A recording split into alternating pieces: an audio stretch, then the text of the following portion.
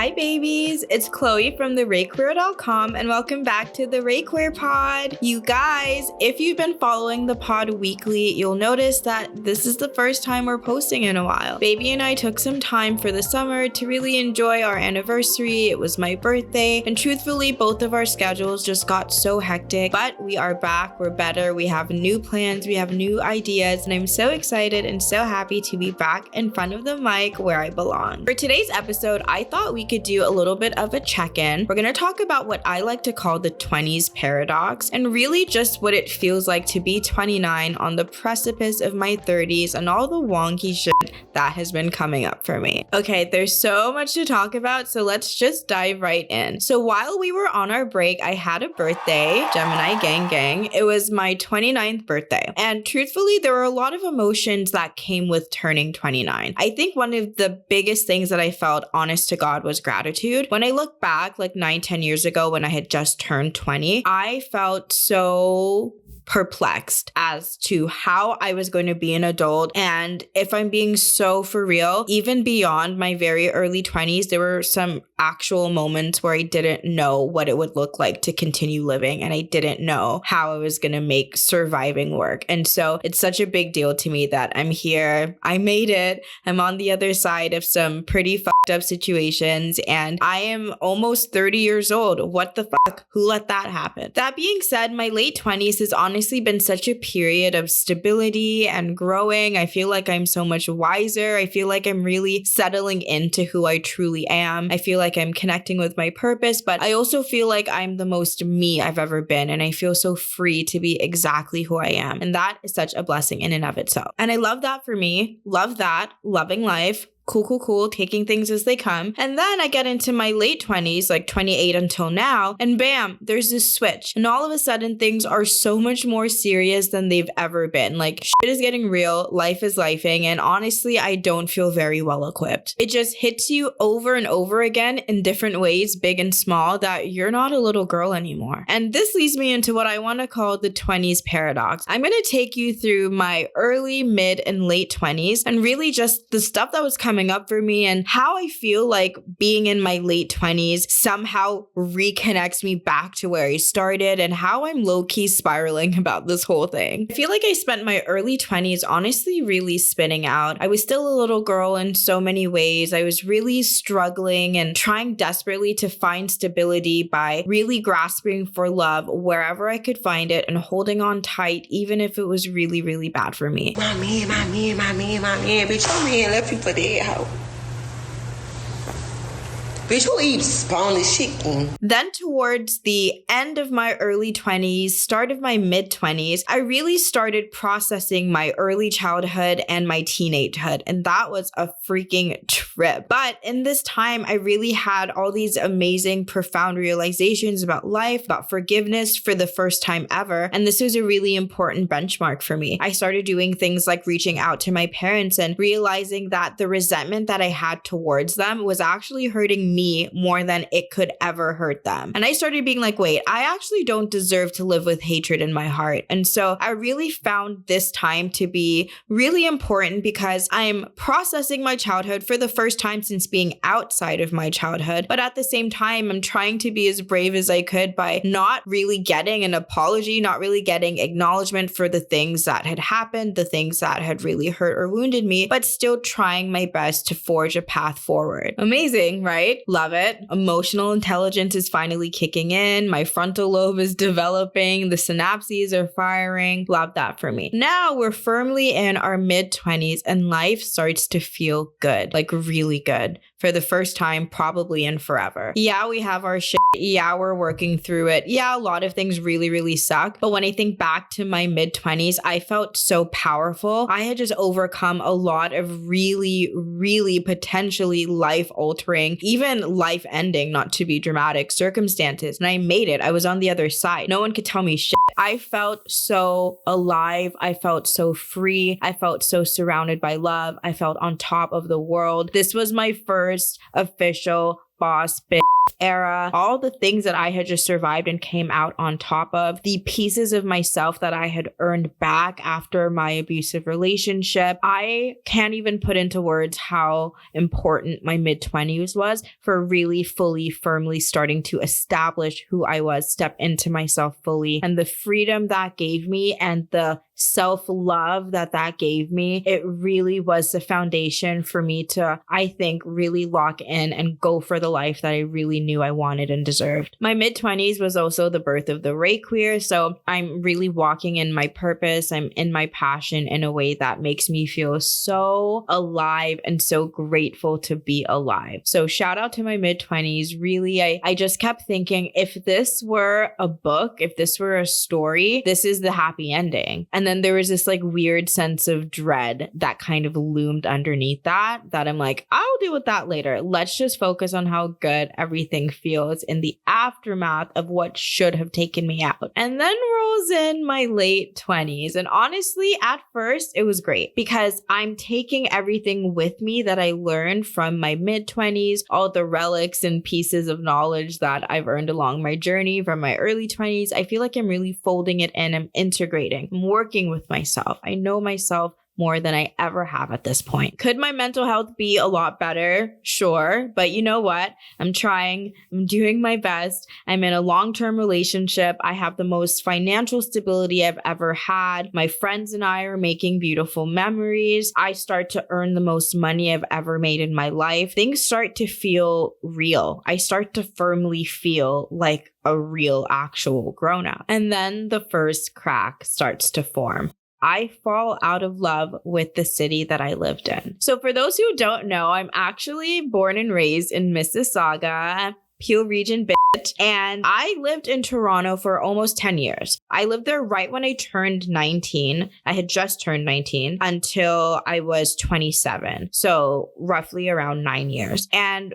before I got to Toronto, it had been my dream to live in a city like that. Actually, the real dream was New York. That was like my OG dream. But Toronto just felt so much more attainable because it was not too far from home. I was able to get into every university that I wanted to in Toronto.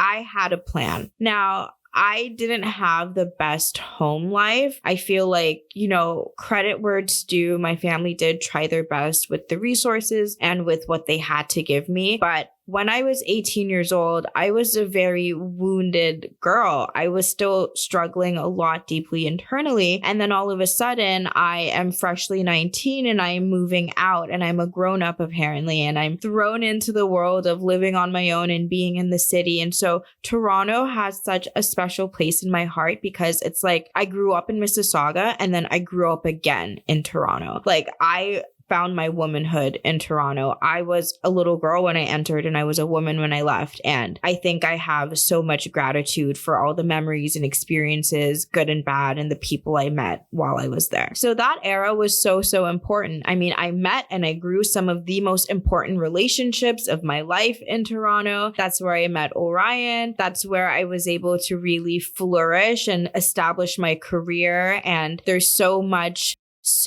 gratitude I have for that city. But as I entered into my late 20s, I don't know, I just started feeling differently. I started yearning to live somewhere else and have a different experience and just lose myself in a completely different city. Montreal for a long time was a city that Orion and I would visit all the time. He actually grew up here, so we would come and visit friends and hang out, and I always just really loved the vibe. And the thought to move here first started out as a joke, and then I was like, wait, but what if we actually did it? And the way life turned out, we ended up leaving our last place in Toronto unexpectedly. It was high-key so traumatic. There was like a mice problem. It was a lot. And it was just the perfect opportunity to just wipe the slate clean, completely restart. And I thought, okay, awesome. I'm in a new place. I got what I wanted. But guess what? Now I'm actually realizing, oh shit, I have to start all over again. I don't know anyone here. No one knows me. I have to start from scratch. Even though I did feel more connected to Montreal as a city than I did to Toronto, at the same time, now I'm completely isolated and separate from all of my strongest relationships and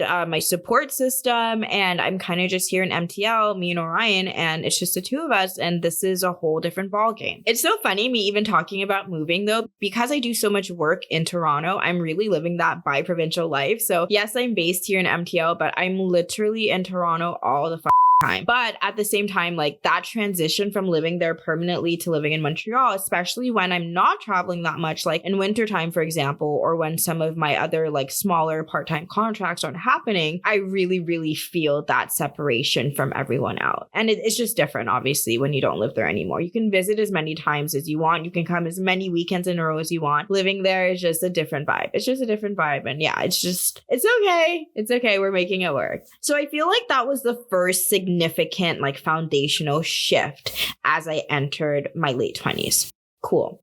Now we're in a new city. We're making it work. But guess what? There is this terrible job market just eating me up. I had never in my life struggled to find a job ever. I was even like bending the parameters of what I would do for work. I was applying for shit that like I didn't even have knowledge of, like theater spaces and just like random shit, like anything in arts, anything remotely community based. I was like, please, what the fuck is going on? It was very hard to get hired. Not only was that extremely humbling for my ego, because listen, before moving to Montreal, I had never ever in my life done a job interview and not landed a job offer, like ever. So obviously it was new, to say the least, to be in this position where, so not only am I now in a new city, but now I'm dealing with trying to find a proper career path that feels aligned with what I've worked so hard to build in Toronto, and it just wasn't happening for me. And then I started questioning myself. I started having all these scary thoughts like, oh my gosh, like did I fuck my life up? Did I,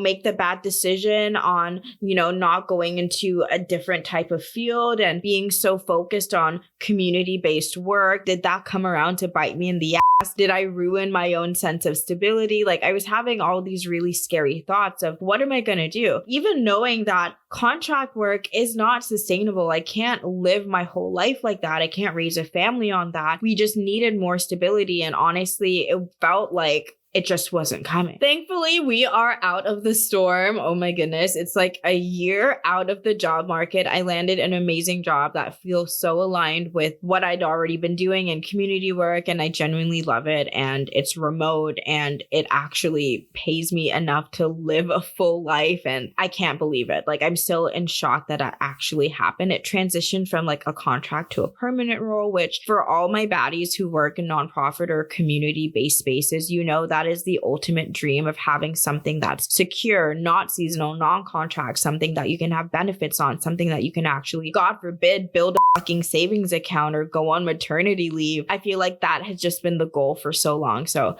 grateful that happened. But at the time, that was yet another crack in that foundation in my late 20s where I'm starting to feel like, oh my goodness, I'm about to be 30. That is very grown. That is more grown than I've ever been in my life. And I feel like all these things are falling apart. I feel like I self-inflicted blowing up this piece of my life, and now I don't have the things that I had before. And what the fuck am I going to do? And now it's so interesting because I got the job, right? I have the financial stability now, and it's so wild because Orion and I were doing our best. He had a 9-to-5. He was thugging it out for the both of us. I had a job too, but I was working at a much more limited capacity than I was used to. I wasn't bringing in as much as I was used to, and we were grinding. It was tough for a long time, I'm not going to lie. And then randomly, one random Tuesday in September, I get hired. And now all of a sudden, that's not a problem anymore. And it's been such a challenging transition, to be honest, like going from survival mode to really trusting that no, things are okay. There is stability. And I feel like there's so many habits and mindset and thought patterns that I'm still really working on that comes from a place of not having that stability to randomly getting it and now figuring out how to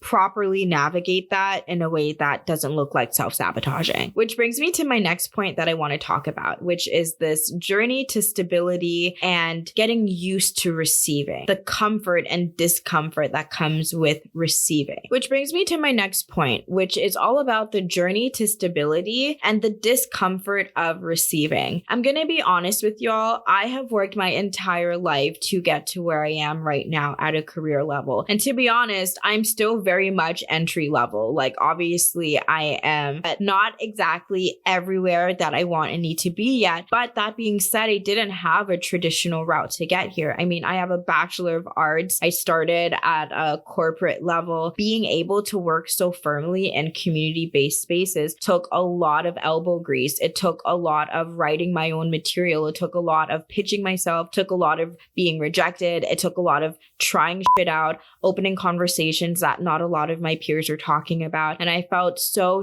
proud. And I still do feel so proud of everything that I was able to achieve that created this map that led me to where I am right now. Because I really do feel like this is such a dream to have stability and to have made a little bit of a name for myself. And I think that was one of the things that I lost or felt like I lost in that move, because in Toronto, obviously it wasn't famous, but because I had spent so much time there, so much time making relationships, so much time putting myself out there, really being there, being on the streets, being on the ground, I was able to actually finally be in a place where people were reaching out to me for things rather than me chasing the opportunity. And so all that to say, like, my journey to stability has been a very long one. Honestly, I don't even think I'm there yet. I'm still working towards utmost stability, but I think it's so wild because imagine all of this is happening, right? So I am in the new city. I am finally fresh off of very traumatic job experiences and a very unforgiving, cruel job market. Finally land something that feels amazing, that is really good for me, and that has afforded me financial stability at a permanent level for the first time in a very long time, or honestly for the first time in this capacity, like ever. Like, not saying that I haven't been paid well before, but it's the permanent aspect of it. Like, I'm very used to having very set parameters around employment and then having to hustle and get another contract and hustle and get another big gig. And so the money was coming in, but it was the stability piece that was the hardest part. Now, all of this is happening. And then guess what? Out of fucking nowhere, amidst all of this, my childhood shit pops up again. I feel like I had processed so much of my childhood, the big childhood traumas, even the little ones that I didn't even realize. I spent so much time with that in my early 20s and even in my mid 20s, getting to a place of integrating that in my late 20s, accepting that I was never going to be 100% anything. And so I was okay to continue on this journey. I was okay with where things were. I felt like I had made peace with so many parts of the things that had caused me a lot of pain growing up. And I was very proud of that. But then guess what? You make it to your late 20s, and then what you don't realize is now you have to process your early 20s, and your early 20s is connected to your childhood. And so now I am back there. All of a sudden, things that I thought I was over, things that I thought that I had a healthy relationship with healing, have resurfaced with a whole new layer now that I'm at this stage in my life. And honestly, I'm just like, are you fucking kidding me? This has to be a joke. I thought that I did this already. And then I guess maybe that's kind of like the ego coming out the back door a little bit, because even though logically I'm acknowledging, yes, I processed this. Yes, I'm actively processing this. Like, it's not a one and done. You're not healed and then you get to leave it in the past forever and ever. Like, I know that, but it's just the way that things have been resurfacing, things that I haven't thought about truthfully in a long time, you know, connections being made, getting sad about things in new ways that I hadn't before now that I'm a little bit older and wiser. It's just such a trip. It's such a trip. And then it starts to make me crash out a little bit, because I start thinking, well, maybe the whole point is that this is never over. And then the crash out ends, because ultimately, what does that mean? It means we just have to surrender to it. I surrender!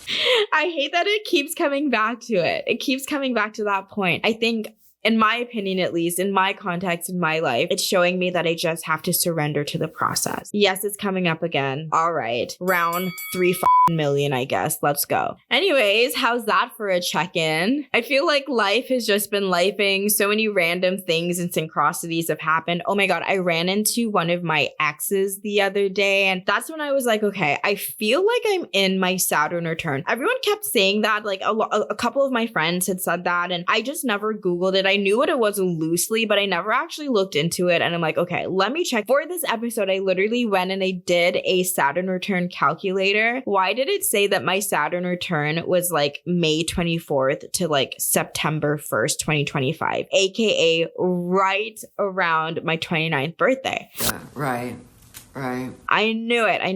I could feel it. I could sense it. And I feel like all these things are happening at once where I'm, yes, in a great place stability wise. Yes, I have so many amazing blessings and relationships and things that I've worked so hard for and hold precious to my life. But now that I'm in this weird place, it just feels like I'm questioning everything. And I have this weird urge to just like blow up my life. And I'm like, oh my goodness, I'm dangerously close to entertaining motherhood. And there's all these options and pathways that are presenting themselves to me. And I'm seeing myself in the past. I'm seeing myself as I am now. And I'm seeing so many options of iterations of who I could be in the future. And inside of me is still a little girl, but I'm also the oldest I've ever been. And I guess we're just figuring out. I guess this is what it feels like to be 29. I don't know. I'm trying to be graceful. I'm trying to let myself spin out within reason, a little controlled chaos here or there. But I don't know. Do you relate? If there's anyone older than me listening to the pod and you felt this way when you were 29, please tell me it's going to get better. Please. If anything, we'll have each other on the descent to madness. All right. That's been the pod, everyone. Love you guys so much. Check out the ReiQueer.com for the accompanying blog piece, which is now all updated. I'm sorry. I'm back. I'm better. They're back up now. Check on the website. If you like this episode, let us know. Leave us a rating, leave us a comment, subscribe to our YouTube. If you didn't already know, we also have a newsletter. Feel free to sign